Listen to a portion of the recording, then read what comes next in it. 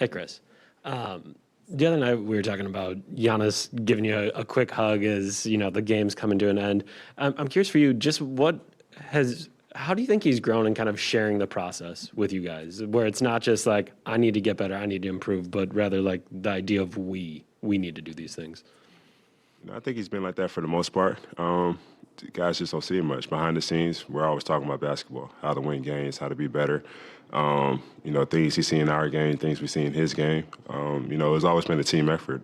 Just now, I guess the cameras are on him more or on us more, see a lot more. I'm curious. You two have very different games. What is like a tip or something he can give you? Or you understand what I'm saying? Like, Yeah. he's not going to do the same things you do. No, I think a lot of it is, drawing crowds. We both draw crowds in different ways. He sees it from a different point of view, and I see his crowds from a different point of view. So it's kind of just giving that feedback of what we see and where the openings are for each other, either it's for ourselves games or, just find the other guys and get other guys involved and just playing. We're basketball junkies.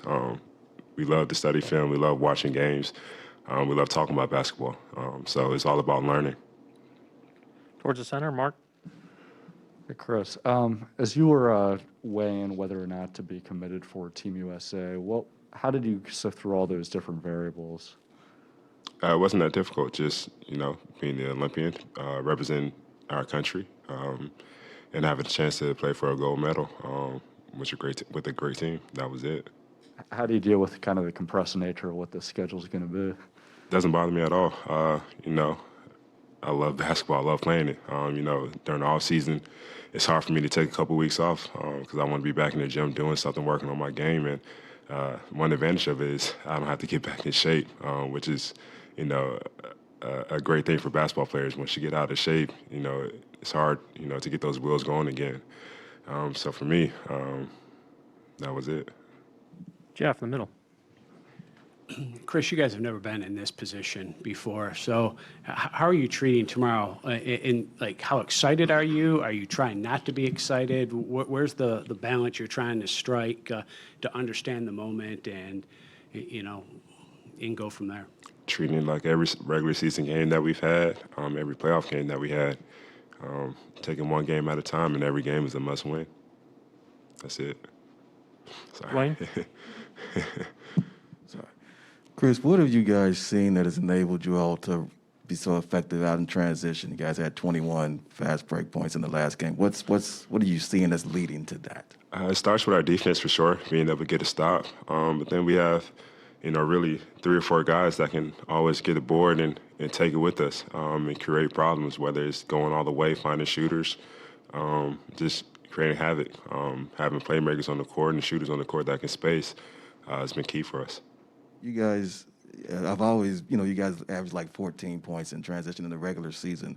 It's up to 17 now. Was that placed as an emphasis going into the series, or is that just sort of evolved in this series? I would say it's evolved. We watched film on ways we could get better, ways we could space the court better for Giannis, especially in transition for him to get downhill and not see a wall.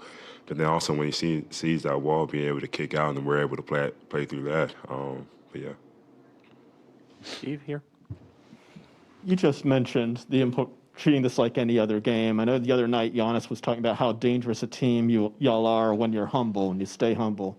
How have y'all been able to kind of maintain that approach over the course of the regular season and the postseason? How difficult is it to maintain that approach when so much is at stake?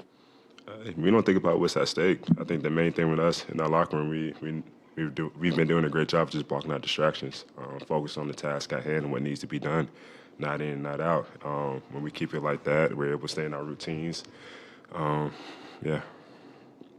We'll go Steve, Zora, and then Dave in the back for the last 3. Hi, Chris. This deep into a series, do you feel that both teams have seen and shown pretty much everything they do, or do you have your dukes up that Phoenix is going to do something unexpected, or do you guys feel like we can surprise them with something? I think the best thing is always, expect the unexpected, knowing that a team, especially at this point, one of the last 2 teams standing, that they always can throw something else out there.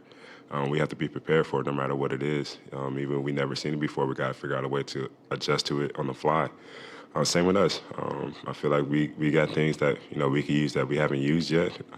But that's just basketball, adjusting, finding different ways to win. You know. Zora? Hey, Chris, it's clear like both sides are expending a tremendous amount of effort and energy, right, in this series. So when you need to hit a second gear in the moment, what do you lean on? What is your process to get that extra wind? My training, my treatments, my workouts, everything that you go through the summertime, preseason, up through the season. Those are preparing you for these moments to be ready for them. No matter if you're tired, you're banged up, you're hurt, whatever.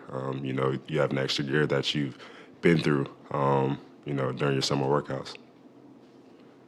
Last question, Dave in the back. Khris, your career's kind of coincided with the rise of the combo guard. The point guard has been a dominant position in the league. You and Devin are two of the best shooting guards that the league has to offer. What have you noticed from his game, playing against him, up close these last 5 games? And then do you take any pride in being one of the standard bearers for that position? Yeah. I mean, you definitely want to be one of the top guards or players in your position.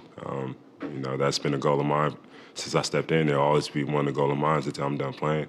As far as Devin Booker, the guy's extremely talented, a guy that can score in so many different ways on so many different people, no matter how many people are on him. As we've seen, he's one that is definitely going to keep getting better. He's so young.